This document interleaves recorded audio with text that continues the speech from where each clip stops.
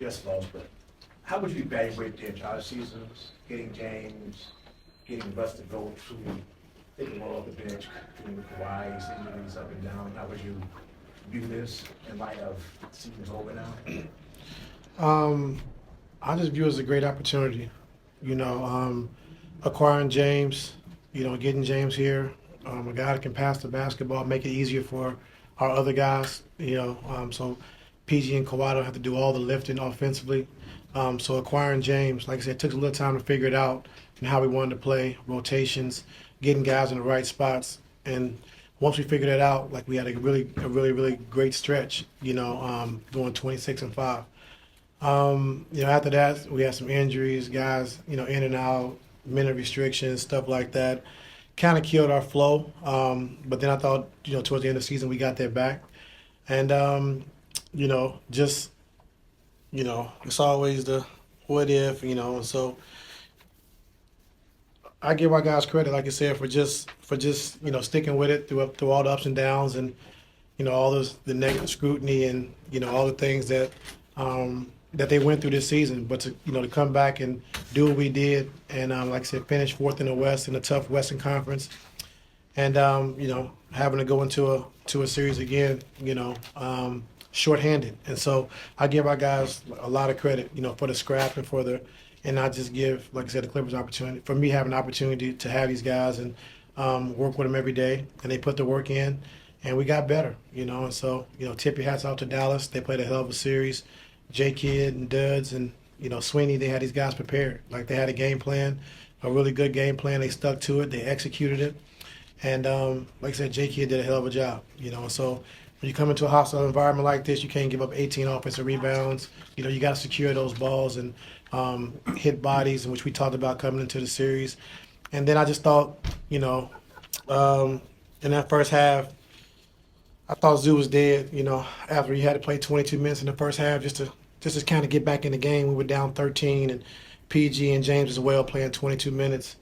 It caught up with us, and you saw that, in the third quarter and, into the fourth that, we just ran out of gas, and so Kyrie, excellent performance in the second half, only having 2 at halftime, ended up with 28.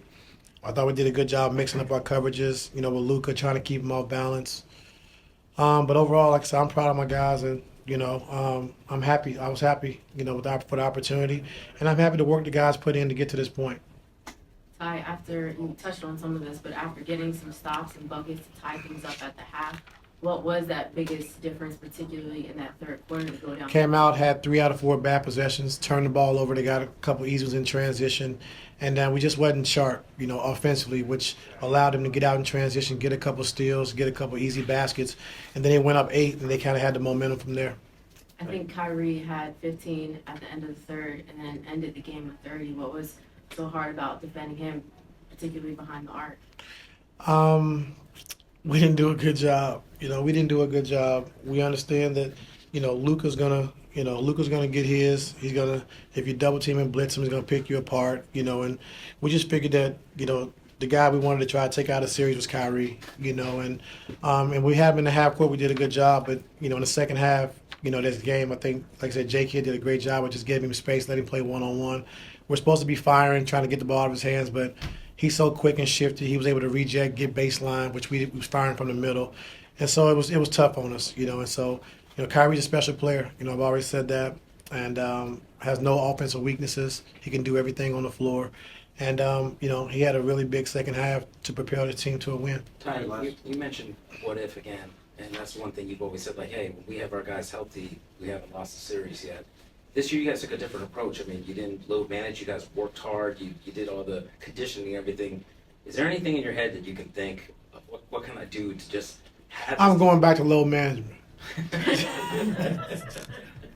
No, I mean, our guys, man, like I said, start training camp, our guys really had in their mind, had a mindset that, we're going to take the season serious. We're going to play until we're hurt and we can't play. And so I give our guys credit, PG and Kawhi, that's the most they played since they've been here since, I guess, the first year or whatever. But, those guys played every night, and so we needed that. We needed the chemistry. We needed those guys to be on the floor. And so they did that for us. And so, It's unfortunate that we ain't the only team that's going through it. It's a lot of teams that, have their players out and their best players out. And so that's no excuse. Like you said, we had 3 weeks to prepare and play without Kawhi. We knew how we wanted to play. We knew the format. We had the blueprint. And, even as hard as it is, our guys did a good job of fighting through it, and like I said, they're a great team. They've been playing really, really, really good since the trade. And we knew it was going to be a tough series, but in my heart, I thought we could win this series, and unfortunately, we came up short. It was reported today that the franchise is looking to sign you to a long-term extension. Do you expect to be here long-term? I hope so. I hope so. I didn't come here to bounce around and go all over the place. And Mr. Balmer, Lawrence, Mark, Trent, Gillian, they've all been great to me. This is where I want to be, and hopefully they feel the same way. And so.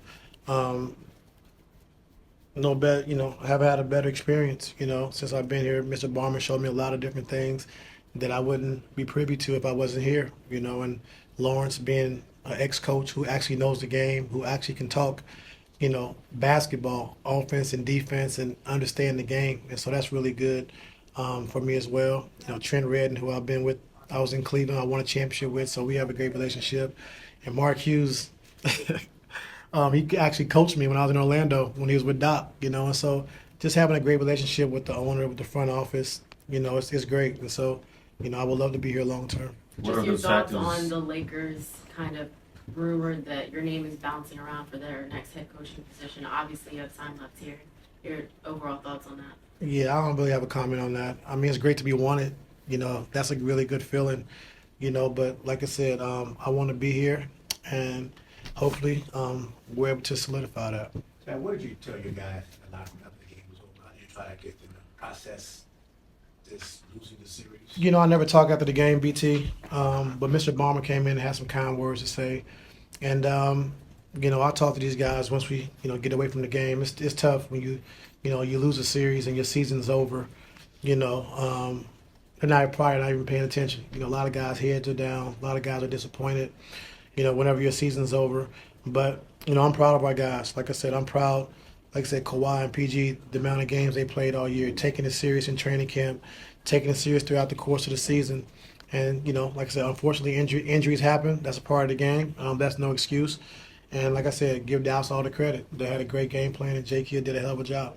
Talked about Steve, how much you admire him. What does that mean for you, everyone, to have him come in to talk to the guys?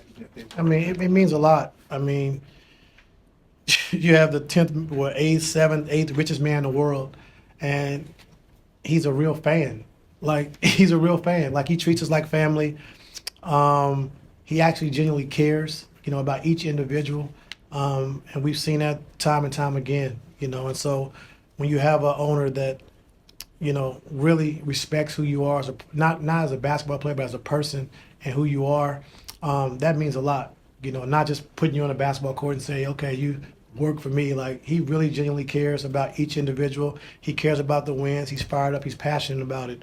And so that's what I love, the most about Mr. Balmer. He treats everyone as equals. Having gone through a series tie now against them and seeing Kyrie in this stage of his career, what's different about his game and playing? He's very, very patient.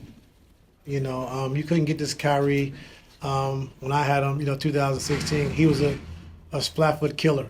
He wants to kill you every moment, every second. But now you can see, he's just letting the game come to him. Oh, y'all going to blitz me? I'm going to get off the ball, make the right play. Okay, the game's getting out of reach, then I'm going to take over and be aggressive offensively. And so he's really figured out how to pick his spots, when to be aggressive, when to make plays. And he's never rushed on the floor. Great poise, great patience. And we all know he can score at a high level. Tyronn, you said that you want to be back. You know that the injuries has been a factor this year, previous years. What does this team need to do based off of what you've seen with this team that they need to be better at coming into next season, getting through next season? I don't know, Law. Injuries are part of the game. You can't really control that. I liked our mindset. Like I said, training camp was unbelievable. Coming out of that training camp, I felt really good. Then we acquired James, which was a great, acquisition. Picking James up, really helped our team. We had to change the way we played. We had to kind of, the things we did in training camp was different than when we got James, and so we just kind of changed some things. But for me, like I said, I'm proud of the guys, and I mean, there's nothing I would correct. Like we did what we had to do. We fought through a lot of adversity, and we got to this point, and just unfortunately, we ended up shorthanded. What are opportunities for the team to be better, even if it requires something external? Say it again. What would you say are opportunities for the team to be better, even if it requires something that isn't existing on the team right now? I like our team. Last question. You've been through a lot these last couple of years, basketball, non-basketball, just mentally maybe a bit too close to the game to answer this, but just where are you as far as like, just personally being able to go through another season after the last couple of years you've been through? You said what? To get through another season with next year, or to my this? Coming up, like after the last couple of seasons that you've had, just where are you? Okay. I'm in a great place. Yeah, I'm in a great place. This was a good year. I mean, this year made me a better coach, no doubt. Having a team with 4 future Hall of Famers, 4 guys who've been #1 options on their teams, and getting those guys to trust, believe, sacrifice. It was good. It was good for me. A lot more talking than I really had to do in the past. A lot more meetings.